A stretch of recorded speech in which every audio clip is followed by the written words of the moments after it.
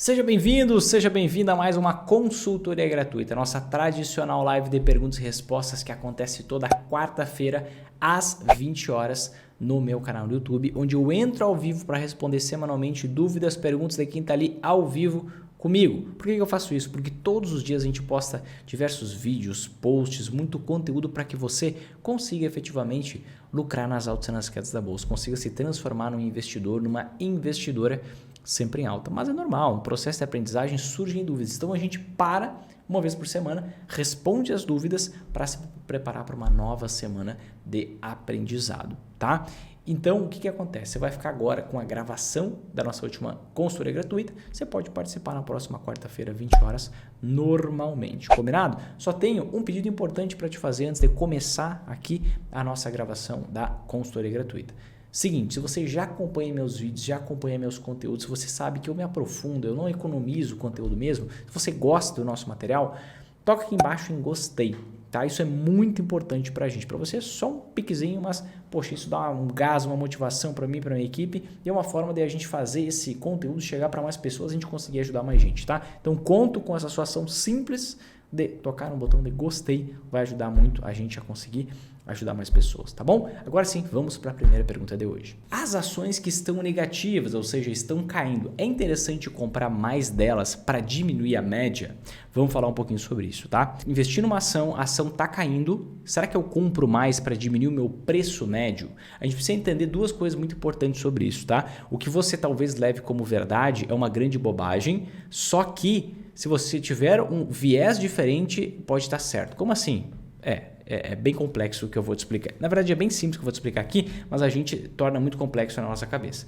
O que acontece? Existe a famosa estratégia do preço médio, que é uma estratégia, já é cientificamente comprovado, que é uma estratégia fracassada. O que significa a estratégia do preço médio? É você ir lá, comprar uma ação, ver que ela caiu, você querer comprar mais por conta da queda no preço da ação. Essa é uma estratégia fracassada. Muita gente vai lá, olha um gráfico, poxa, uma ação desvalorizou 50%, vou lá investir naquela ação. Aí a ação continua caindo, a pessoa vai comprando. Isso aqui é uma estratégia fracassada, já está muito mais que comprovado na literatura sobre investimentos, tá? Entretanto, quando você está investindo em uma ação, em um fundo imobiliário, em qualquer ativo que seja, em qualquer tipo de investimento que seja, você foi lá, investiu, analisando os fundamentos desse ativo, ou seja, está lá investindo numa ação, está analisando o quê? A lucratividade da empresa, a capacidade de gerar lucro, o nível de endividamento, toda essa questão, e aí acontece de o preço da ação cair por algum motivo momentâneo, poxa, tem um ruído que o setor do agronegócio vai ser afetado durante o ano de 2023 por conta de mudanças nas políticas do governo. Tem um ruído de que os leilões de concessão de energia elétrica para as transmissoras vão vir com taxas menos atrativas. Estou dando alguns exemplos aqui que talvez seja bem complexo na sua cabeça, não tem problema. Ruídos fazem com que os preços caiam, tá? Em qualquer canto do mundo. Então, se você está calcada nos fundamentos daquele investimento que você fez, você deve sim comprar mais. Para não ficar só no universo das ações aqui, vou trazer um caso sobre fundo imobiliário, vou até trazer um exemplo de fundo imobiliário, tá? Que é, por exemplo, o BTRA. O BTRA é um fundo imobiliário do agronegócio que ele tem fazendas e ele arrenda essas fazendas para plantio. Então, o que aconteceu lá no meio do ano passado? Tem uma situação recente, mas vou pegar lá do ano passado, que eu não quero que vocês tomem decisão com base em algo que eu falei aqui em 5, 10 minutos. Lá no meio do ano passado, o que aconteceu? Um inquilino, ele entrou em recuperação judicial, ou seja, ele disse, tem um volume de dívida que eu não consigo pagar no prazo que essas dívidas vão vencer e eu preciso renegociar essas dívidas, senão, basicamente, eu não tenho como pagar. Tá?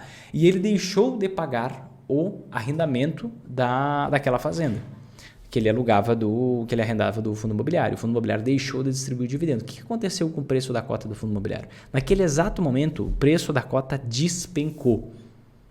E quando a gente para e pensa, poxa, olha só, quando a gente para e pensa, poxa, aquela fazenda continua lá. O que aconteceu foi que o inquilino ele faliu e por conta disso, durante um período de tempo, aquela fazenda não vai estar dando uma remuneração para o fundo, mas futuramente ela vai ser alugada para outro inquilino. Faz sentido a gente vê o preço da cota do fundo imobiliário caindo e o fundo imobiliário valendo na bolsa 70% do quanto vale o patrimônio?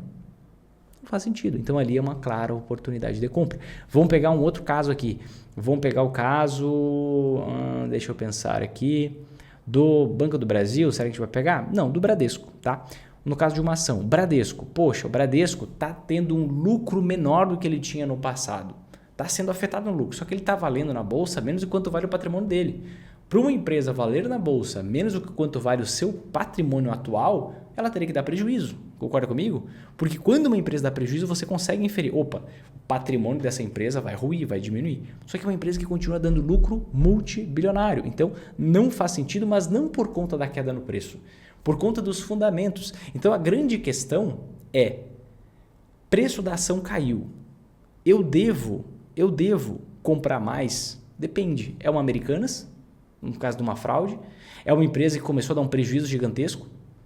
Ou é uma empresa que frustrou um resultado, o mercado esperava mais, ela está entregando um pouco menos, mas ela continua excepcional e o preço caiu tanto de forma que os fundamentos me mostram que ela está com preço muito baixo. Então, você tem que estar calcada não especificamente na queda no preço, mas no que gerou aquela queda no preço. Foi algum fato que efetivamente mostra que a empresa pode ir por água abaixo ou ainda existe potencial? E principalmente, às vezes, por exemplo, o caso do BTRA que eu comentei aqui, que é um fundo imobiliário, né? De fato, na hora, o rendimento do fundo imobiliário começou a vir menor. Só que ele já abriu no dia seguinte com o preço 20% abaixo do que estava no dia anterior, com uma queda gigantesca no preço. Nesse caso, o que acontece? Você não tem que pensar, poxa, o preço caiu 20%, vou vender antes que caia mais. Não, o preço já caiu tudo que poderia cair, porque o impacto era de mais ou menos 20% do aluguel. A este novo preço, será que vale a pena eu investir? E aí você tem que pensar nisso aqui. A este novo preço, depois que a queda já aconteceu, continua valendo a pena investir? Se os fundamentos me amparam, se a empresa continua lucrativa, se a empresa continua com endividamento saudável, ou seja, com baixo risco de ir à falência, se a empresa está num preço bom, por que eu não aumentaria a exposição? Agora, se for uma pimentinha aí, que alguns de vocês gostam de se meter nessas furadas, pega a empresa quebrada, falida para ver se dá uma explosão de rentabilidade, aí certamente eu não compraria mais, tá? Mas se é uma boa empresa, se tem uma boa ação, se você está fundamentada nos indicadores financeiros, aí sim, com certeza faz muito sentido você comprar mais, aproveitar essa queda para você aumentar a sua quantidade de ações e quando o ciclo virar, basicamente você vai ganhar muito mais dinheiro do que você ganharia se você tivesse só a mesma quantidade de ações. Neste momento, devo investir uma maior quantidade em ouro ou dólar? Ouro e dólar são as principais antiações, não são as únicas antiações, né? A gente tem como antiações investimentos que valorizam muito quando as ações caem. Moedas fortes, tá? E metais preciosos. As principais são ouro e dólar. E aí a pergunta, uma sacada prática que eu vou passar aqui para vocês agora. Pega papel e caneta, abre um bloco de notas que vai ser interessante você notar isso, tá? Que é o seguinte: quanto eu invisto, como que eu divido o valor investido nas antiações? Em moedas fortes, metais preciosos, dólar e ouro, pegando aqui as principais representações, tá? Em momentos, olha só que doido, em momentos onde a gente tem uma crise no país, exclusivamente no país, no Brasil, eu invisto mais em dólar do que em ouro. Nos momentos em que eu tenho uma crise internacional acontecendo, eu invisto mesmo tanto em dólar do que eu invisto em ouro. Vou explicar agora o porquê, tá? Respondi sua pergunta, agora eu vou fundamentar, vou explicar o porquê. Porque eu não quero que vocês fiquem replicando coisas que ouviram por aí, eu quero que vocês entendam a motivação de cada decisão. Então vamos lá. Quando eu penso em moedas fortes, as moedas fortes elas se valorizam independente de crise. Se a gente tem uma crise no Brasil que façam as ações caírem de forma consistente, a gente vê as moedas fortes se valorizando em relação ao real. Por exemplo, é isso que a gente vê acontecendo desde 2020 para cá, tá? Se a gente observar de 2020 para cá, vou até colocar na tela aqui para ficar super claro para você, a gente tem as moedas fortes, as moedas mais fortes do mundo, se valorizando em relação ao real. Você pode ver aqui na minha tela agora, ó, aqui eu estou vendo as ações, o que está acontecendo com as ações, vamos colocar aqui em percentual, ações estão caindo aproximadamente 6,97% desde o início de 2020, tá? E o que a gente vê acontecendo com o dólar? Subindo 20%, com o euro subindo 19%, O iene está passando por um mau momento, então ele vai ser uma exceção aqui. Está mais ou menos 0 a 0, caindo 1% em relação ao real. Libra esterlina subindo 16%. Dólar canadense subindo 17%, quase 18%. Coroa sueca subindo 12%. Franco suíço subindo 32%. Então você vê que os metais preciosos, as moedas fortes, elas se valorizam em relação ao real em momentos de crises internacionais e de crises locais, tá? De crise local, aqui eu dei um exemplo de crise internacional, que é 2020 para frente. De crise local, a gente poderia usar como exemplo ali entre 2014 e 2016. Vamos voltar aqui no tempo e ver o que aconteceu com o dólar nesse período. Vamos pegar aqui entre 2012 e 2016. A gente viu as ações caindo ali 44% entre 2012 e 2016. Vamos ver o que aconteceu com o dólar em relação ao real. A gente viu aqui, subindo mais de 130%. Então as moedas fortes, elas se valorizam independente de crise, independente se é uma crise local ou se é uma crise internacional. Agora, os metais preciosos, eles não se valorizam necessariamente em momentos que tem crise somente no Brasil. Os metais preciosos, eles são um alvo dos investidores nos momentos de crises internacionais. Por quê? Você tem que entender como é que funciona a dinâmica do dinheiro. Como é que funciona a dinâmica do dinheiro? Você está num momento de crescimento das economias, de tranquilidade na economia internacional. O que os grandes investidores fazem? Eles investem a maior parte do seu dinheiro em países mais seguros, em países mais desenvolvidos, e uma menor parte, que é muito representativa para mercados pouco desenvolvidos como o Brasil, como países pequenos e subdesenvolvidos, uma pequena parte do seu dinheiro eles investem em ações de países emergentes, que é uma forma bonita de dizer subdesenvolvido. Tá? E aí o que acontece? Quando a gente tem uma crise internacional, você concorda comigo que o mundo inteiro está sendo afetado? Então as ações estão caindo pelo mundo inteiro? E aí o que acontece? Um investidor estrangeiro tira dinheiro, por exemplo, do Brasil, o dólar saiu de 4 para hoje está na faixa de R$5, 2020 para cá. E aí o que acontece? Ele vai investir em outros países, só que ele investe em ações em outros países e basicamente as ações também estão caindo por lá. Quando ele tira o seu dinheiro em moeda forte aqui do Brasil, tirou a sua moeda forte, as moedas fortes valorizam em relação ao real. Então você tem o primeiro impacto nas moedas fortes, como por exemplo o dólar, que valorizam em qualquer crise. Saiu moeda forte do Brasil, você vai ver o real desvalorizando em relação a essas moedas valorizando muito. Tá? Numa crise nacional, eles vão tentar investir em ações em outros países e não vai ter como, não vai ter jeito, vai estar caindo. Vão tentar investir em fundos imobiliários ou REITs, investimentos similares aos fundos imobiliários, eles vão estar em queda. Então, uma boa parte desse dinheiro dos grandes investidores, não estou dizendo que é a maior parte, mas uma boa parte, vai para reservas de valor. Reservas de valor, que são principalmente terras, imóveis e metais preciosos, sendo a principal representação o ouro. E é por isso que em toda a crise internacional a gente vê os metais preciosos se valorizando mais do que as moedas fortes. Então vou trazer só um exemplo aqui para você, tá? Só um exemplinho rápido aqui para você. 2020 para frente, ações caindo 7%, dólar, por exemplo, subindo 20%, mais ou menos, enquanto o ouro está subindo mais de 50%. Normal, porque é uma crise internacional, tá? E aí, o que eu comentei lá no início dessa resposta aqui para você? Em momentos de crises internacionais, eu divido igualmente dólar e ouro. Em momentos de crises locais, eu divido de uma forma que eu tenha mais moeda forte do que metal precioso. Mais uma antiação do que outra. Por quê? Qual a razão? Por que eu vou ter... Pensa no seguinte, a gente está numa crise internacional. Eu sei que metais preciosos valorizam mais que moedas fortes durante crises internacionais. Então, eu quero ter mais daquele ativo que valoriza mais nesse momento específico do ciclo da economia. Ponto. Porque a economia funciona em ciclos, em padrões. Tá? Quando a gente pensa num cenário de não existência de crise internacional, eu invisto mais em moeda forte do que em metal precioso. Agora vem a razão, vem o porquê, vem o motivo. Tá? Quando eu estou investindo, por exemplo, em ouro, ao mesmo tempo eu estou investindo em dólar. Foca comigo. Por quê? Porque o ouro, a prata, a platina, que são os principais metais preciosos, esses ativos eles são negociados em dólar no mercado internacional. Tá? Então, quando eu estou investindo, eu tenho a oscilação do real em relação ao dólar, mais a oscilação do próprio metal. Tá? Ok, agora vamos imaginar que a gente não está numa crise internacional e que a gente passe por um período de crescimento econômico no Brasil e crescimento econômico no mundo. O que vai acontecer com o dólar? Estruturalmente vai cair. Tá?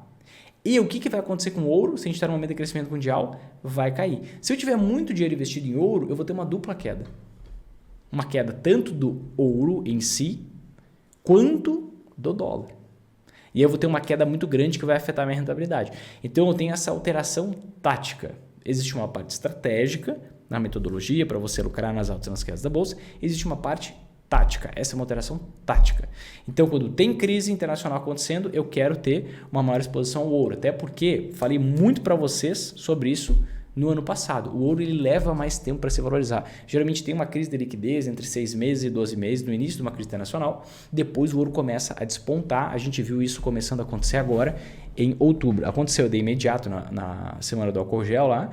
Depois que começou a crise internacional mesmo, ali no início do ano passado, o ouro teve uma queda até outubro e agora simplesmente disparou, despontou e voltou para as máximas lá da semana do álcool gel desde outubro. Então, nos últimos 6 meses, a performance é incrível do ouro. Já tinha avisado vocês sobre essa certa demora no ouro para reagir, o que dá tempo, que é uma vantagem, né? Porque dá tempo da gente aumentar a exposição no ouro. Então, nesse momento, como que está a minha carteira? A carteira pessoal do Vinícius. Eu tenho a mesma quantidade que eu tenho em antiação clássica, eu tenho na antiação mora. A mesma quantidade que eu tenho em moeda forte, eu tenho em metal precioso. Quando acabar essa crise internacional, o que eu vou fazer? Eu vou mudar e vou ter mais moeda forte do que metal precioso por conta dessa possível dupla queda que vai acontecer, tá? Vinícius, pergunta, resposta muito complexa, não entendi muita coisa, não tem problema nenhum, tá? Vai no seu tempo, foca nas perguntas que você vai entender. Tem algumas perguntas que são um pouco mais detalhadas por aqui, sim, tá bom? PicPay tem opção de reserva de emergência, rende 102% CDI. E é saque imediato. É melhor que Selic? Depende, o que é melhor para você, né? Melhor para mim é relação risco-retorno. Relação risco-retorno. Investidor infantil olha só para retorno. Vinícius, você está me chamando de infantil? Você está maluco? Você não... Calma. É normal. Você pode ser bebê, você pode ser infantil, você pode ser adolescente, que é pior ainda que infantil. Você pode ser adulto numa jornada de investimento. Normal, uma jornada como qualquer coisa.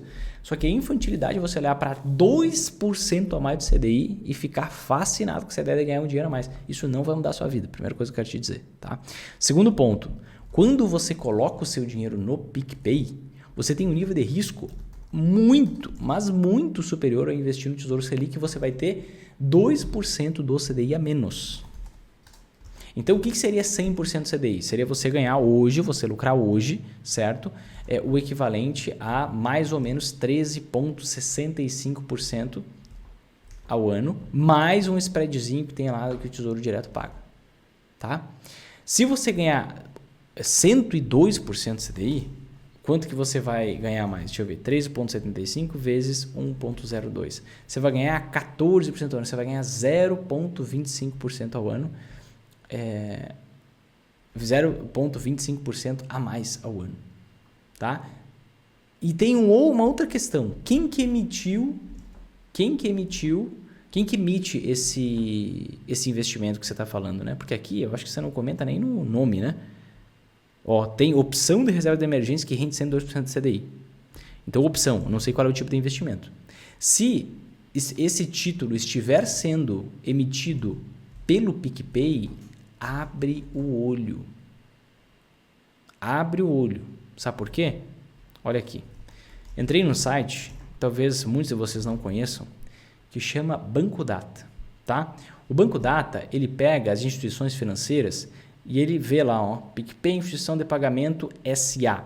E ele vê como é que tá os balanços dessas instituições financeiras. E você está vendo aqui, ó, que em 2020 o PicPay teve um prejuízo de 275 milhões. 2021 o prejuízo foi de 1,1 bilhão. 2022 quase 1 bilhão de prejuízo. Eu quero te fazer uma pergunta bem sincera. Se você tivesse um amigo que ele dissesse para você assim, ó, poxa, pode emprestar o dinheiro, vou te pagar 200% CDI e tá seguro, tá tranquilo. E você sabe que aquele cara, ele gasta mais do que ele ganha desde sempre. Ele tá atolado em dívida. Ele sempre fecha no vermelho. Você emprestaria? Claro que não. Agora, por 0,25 a mais, ao ano. Você vai querer emprestar? Não faz sentido nenhum. Não faz sentido nenhum, porque o risco é muito maior. Ah, Vinícius, tem o FGC. Eu tenho um vídeo aqui que eu mostro a farsa do FGC. Eu mostro que o FGC ele não tem nem 5% total que ele garante. E o FGC é muito diferente do FDIC lá nos Estados Unidos. Vocês estão vendo os bancos quebrando nos Estados Unidos? O FDIC lá é estatal, que é um órgão que garante o dinheiro dos depositantes. Então lá é estatal, lá o governo assume a bronca. Aqui no Brasil o FGC é uma instituição privada que não tem nem 5% total que ele garante e está previsto na regulamentação que ele só paga se ele tiver dinheiro disponível. Ou seja, se um banco médio quebrar no Brasil, não tem dinheiro para todo mundo. Aí você vai querer deixar o seu dinheiro num troço desse? Nada contra o PicPay, se tiver alguém aí que trabalha no PicPay, nada contra. Agora, em termos de manejo de risco, em termos de mensuração de risco, não há sentido lógico racional em você investir em algo que dá 0,25% a mais ao ano, correndo um risco do tamanho de uma jamanta, um risco adicional. Principalmente um banco que dá prejuízo. E prejuízo que 2021 fechou em bilhão, 2022 possivelmente também, só não está atualizado ali ainda. Então, abre o olho, muito cuidado em relação a isso. Tá? Ah, e se fosse uma instituição que dá lucro? Também não, por conta desse risco do FGC. Um banco quebra em 2 dias, gente. Em 2 dias. Banco tem um caráter sistêmico. Então, você quer ganhar dinheiro com o banco, seja acionista do banco, porque o potencial de rentabilidade é muito maior. Não faz sentido você emprestar dinheiro para banco na minha variação. E eu sei que eu sou muito queimado pelo pessoal que trabalha em banco, embora eu tenha vários alunos que sejam gerentes de agência, gerentes de conta e tudo mais. Porque o pessoal não gosta que eu fale isso, tá? Praticamente ninguém fala isso, tem muito patrocínio de banco no mercado financeiro, mas como eu sou 100% independente, eu não me preocupo com isso, tá? Atenção, abre o olho, eu prefiro zilhões de vezes mais Tesouro Selic, onde o governo ele tem o poder de imprimir o quanto ele quiser de moeda, e ele vai lá e paga você, tá? Um banco, ele quebra, vai à falência, não tem o que fazer, e o FGC não garante praticamente nada. A empresa Kepler é um bom ativo, é uma boa ação para se investir? Vamos dar uma olhadinha na Kepler Weber. Já ganhamos muito dinheiro com a Kepler Weber, vamos ver se faz sentido continuar investindo na Kepler Weber, tá? Talvez vocês saibam, talvez não, talvez vocês conheçam essa empresa, talvez não, mas a Kepler Weber é uma empresa de silos, tá? Basicamente, a grande parte da atividade dela, deixa eu entrar aqui, ó, Kepler 3 RI, ela vende silos, tá? Para o armazenamento de grãos, ela é ligada ao agronegócio, tá? Claro que ela tem outras atividades, né? Eu não vou reduzir a empresa nesse sentido, mas se a gente pegar aqui e olhar a Kepler Weber e ver, poxa, qual a história, quais são os produtos, o que eles vendem e tudo mais, eles são muito focados nessa parte de armazenagem. Para quem reside um pouco mais no sul do país, vai ver durante a estrada, viajando, que tem vários silos iguais a esses aqui, ó, que a gente vê para armazenagem de grãos, tá?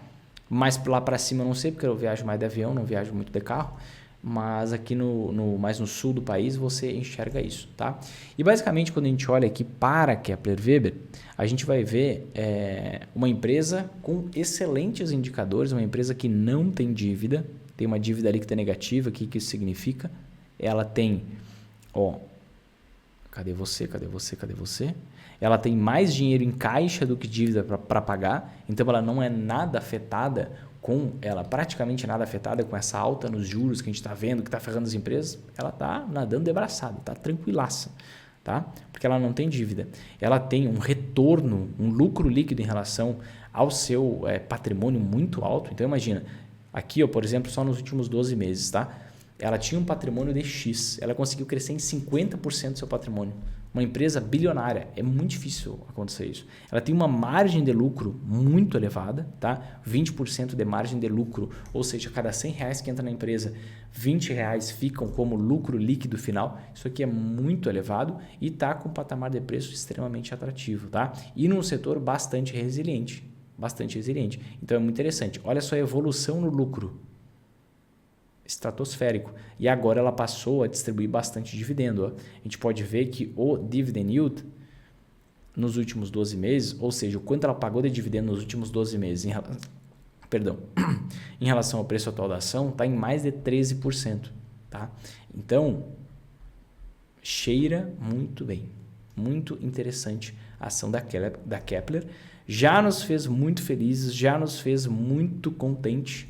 Só para vocês terem uma noção aqui da evolução do preço da ação, ó, R$1 lá em 2018, chegou a bater aqui, ó, R$12 e agora está dando uma oportunidade lá na faixa dos R$7. É normal, você tem esses ciclos de alta, queda, alta, queda, alta, queda, você pode aproveitar a oportunidade ou não, isso é muito pessoal. Mas até eu mostro o resultado.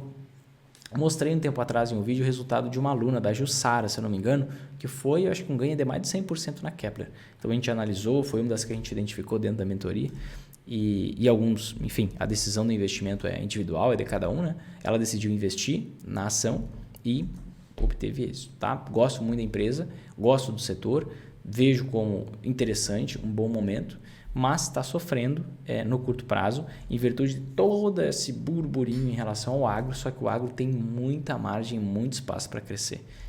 Tem muita tranquilidade dentro desse setor. Na minha visão, não é uma recomendação de investimento para você. Vinícius, BBSE com as quedas dos juros no Brasil, o que pode acontecer com as ações BBSE3?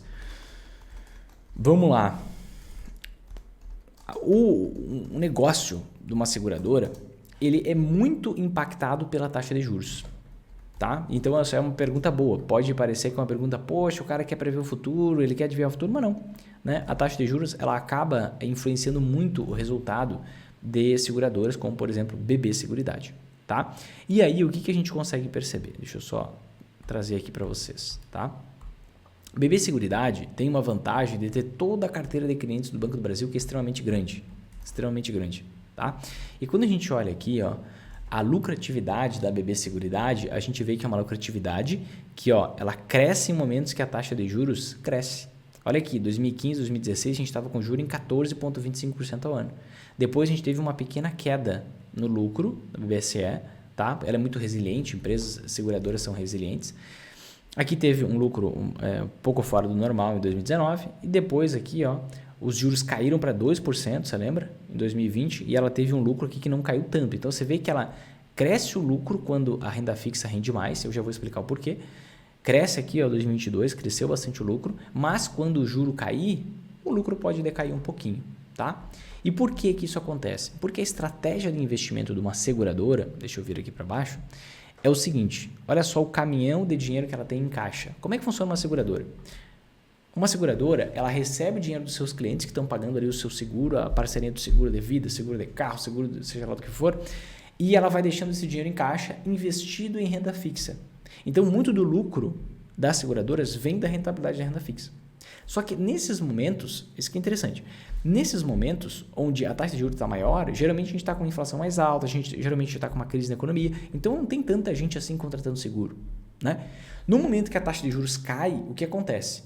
A rentabilidade da renda fixa cai, com isso a lucratividade da empresa cai, porque aquele dinheiro que ela tem em caixa está rendendo a um percentual menor. Só que nesses momentos, geralmente é um momento de crescimento da economia, certo? E aí, o que acontece? Geralmente se faz mais seguro em momentos de crescimento da economia. Então, acaba que é só você olhar para o histórico que você já consegue ter um cheirinho do que pode acontecer, tá? Quando a gente olha aqui para o caso da BB Seguridade, olha aqui, ó, a gente vê que depois que caiu os juros, ó, 2016 para frente caiu o juro. Principalmente foi final de 2016 que começou a cair o juro. Então, 2017 ainda veio um lucro praticamente igual a 2016, 2018 caiu um pouquinho, mas é pouco, 10% caiu o lucro aqui. Tá? Continuou dando muito lucro. Depois, até voltou um pouco do lucro, claro, porque as mensalidades são reajustadas com a inflação, então voltou um pouquinho desse lucro, mas cai muito pouco, porque aqui ela consegue vender mais seguros, certo?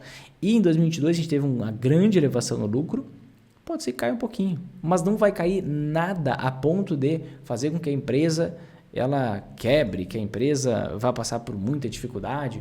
Então, assim, eu não me preocuparia tanto com a questão da queda dos juros no caso da BB Seguridade, que é uma seguradora que tem uma capilaridade muito grande, muito por conta do Banco do Brasil, e tem uma carteira de clientes que ela já consegue vir redondinha, né? Vinda do próprio Banco do Brasil.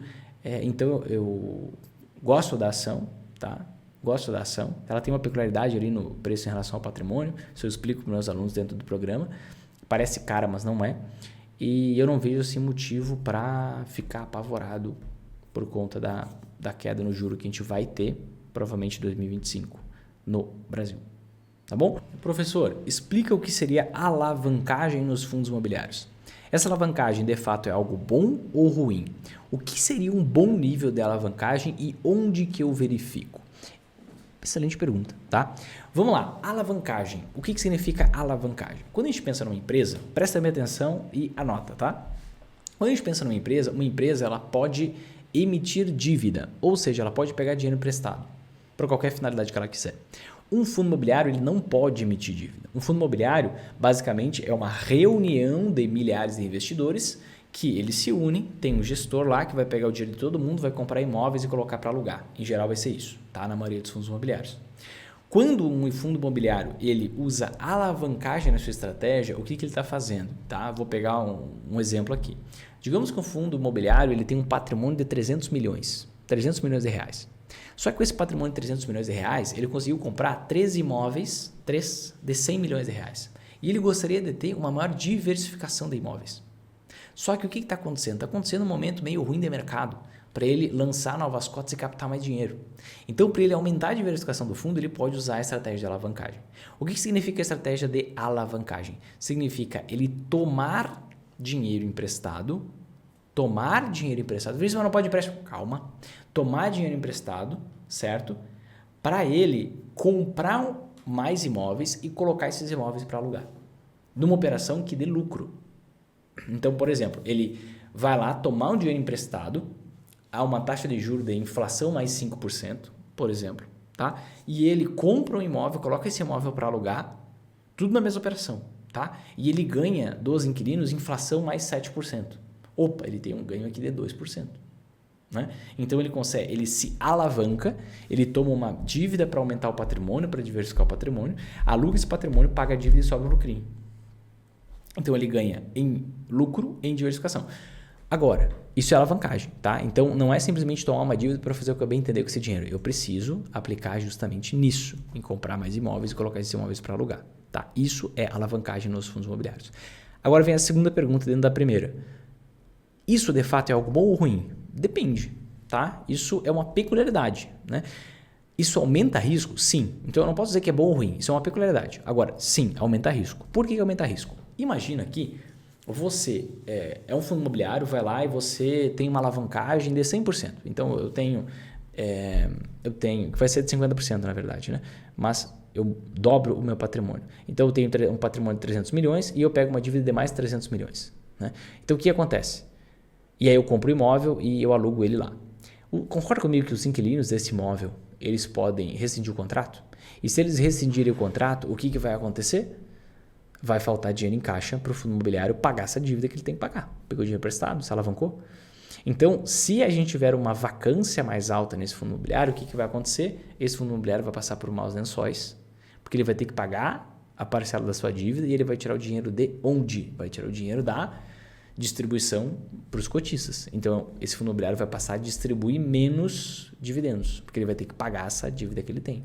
Então, o grande risco é isso, é você ter vacância no fundo imobiliário de forma que o fundo imobiliário diminua a distribuição de dividendos, diminua a distribuição de rendimentos, né, por conta de uma vacância um pouco maior.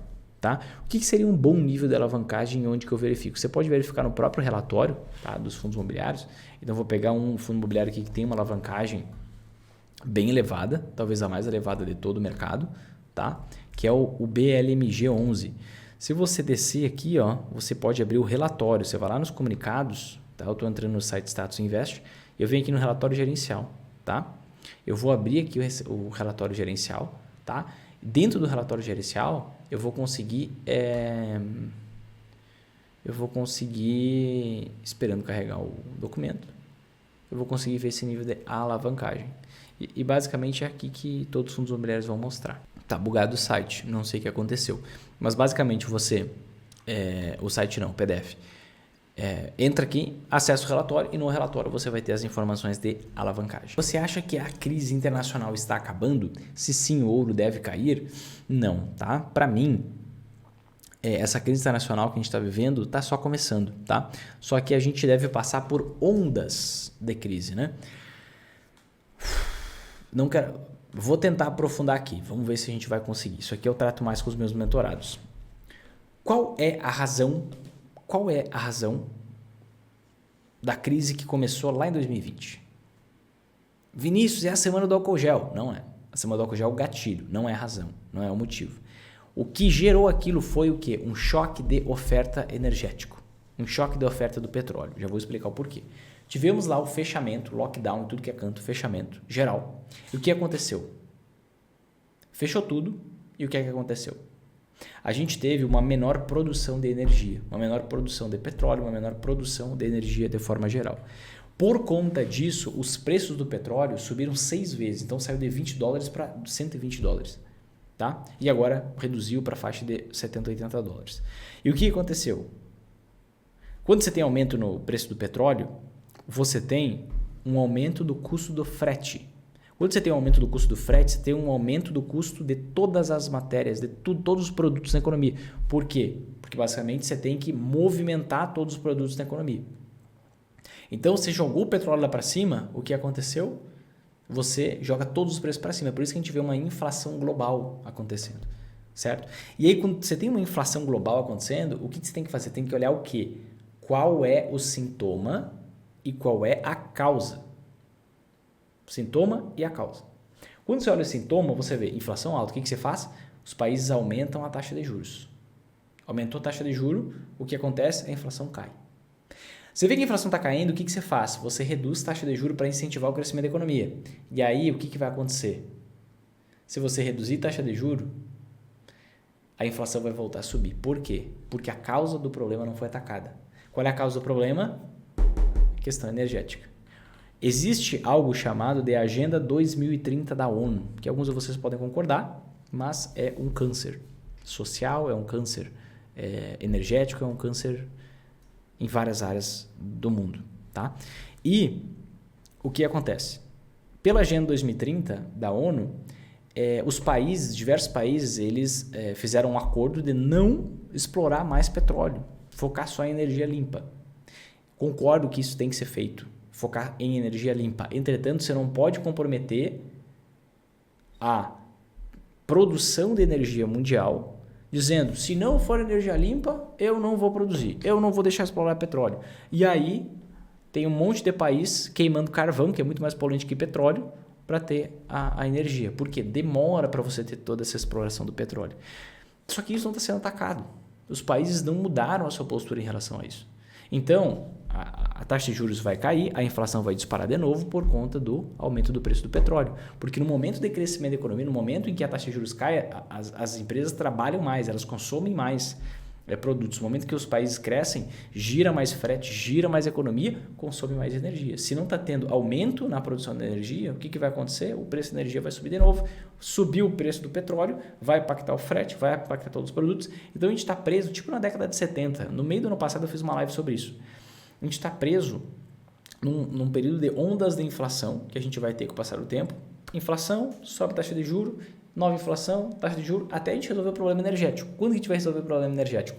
Quando a gente voltar a explorar um pouco de petróleo para resolver o problema de oferta de energia, ou quando vingar uma capacidade muito grande de geração de energia por meio de energias renováveis, que é o que está previsto na Agenda 2030 da ONU. Então, se a gente pensar assim, se a Agenda 2030 for cumprida na questão energética, não vou falar sobre os outros pontos, que é muito pior que a questão energética, lá por 2030 vai estar resolvida a crise mundial. Antes disso, não. É por isso que a gente deve passar por ciclos, como aconteceu na década de 70. A gente teve 3 ondas inflacionárias, 3 ondas que a gente viu os investimentos subindo, caindo, subindo, caindo, subindo, caindo. É por isso que você precisa ter ações e anti-ações, para você ir surfando esses movimentos e lucrando em todos os períodos. Se você investir só em ações, você pode ficar estagnado durante 10 anos, sobe 10, sobe 10, sobe 10. Se você investir só em anti-ações, a mesma coisa. Tá? Mas a gente está preso nesse caixote. Acho que ficou um pouco complexa a explicação, mas essa é a realidade. Tá? Talvez um dia a gente possa entrar e falar 1 hora sobre isso, aprofundar nesse tema. Tá bom? Mas acho que a crise internacional não acabou, não. E o ouro não deve cair. Na minha crença. Embora minha crença não valha nada e eu não preciso que o ouro suba para que eu ganhe dinheiro investido em ouro. Por quê? Porque eu tenho ações, porque eu tenho anti-ações, tá? Mas só para dar uma palhinha para vocês dessa questão lá da década de 70, deixa eu mostrar aqui para vocês que eu acho que vai ser produtivo, tá? Deixa eu pegar aqui, ó, interest rate Estados Unidos, United States. Joguei na tela, ó. Interest rate United States, que basicamente é a taxa de juros, tá, nos Estados Unidos. A gente vê que a taxa de juros subiu, caiu, subiu, caiu, subiu, caiu lá na década de 70. Eu posso pegar aqui a Inflation Rate United States, que eu vou ver a mesma dinâmica, tá? Aqui eu estou pegando o índice de inflação dos Estados Unidos. E aqui eu consigo ver, ó, 3 ondas inflacionárias. Inflação, inflação, inflação, até que aqui, ó, na década de 70 a gente teve o acordo do petróleo, tá? O acordo do petróleo. E o que acontece? Nesses períodos aqui, vamos dar uma olhada no que aconteceu com o ouro na década de 70? Olha aqui, de 1970 até 1979, quase 2.000% de valorização, tá? Fecho meu parêntese aqui, estamos vivendo um período similar, não sei se vai subir 2.000%, também não preciso disso para conseguir ter resultado, mas se você colocasse uma arma na minha cabeça e me dissesse assim, ouro sobe ou cai, no longo prazo, eu diria sobe. Certo, gente? Se fez sentido para você, o que é que você tem que fazer agora? Você toca aqui embaixo em gostei, compartilha com 5 amigos, te inscreve no canal, faz todo esse processo e eu te vejo no nosso próximo vídeo. Um grande abraço e até mais.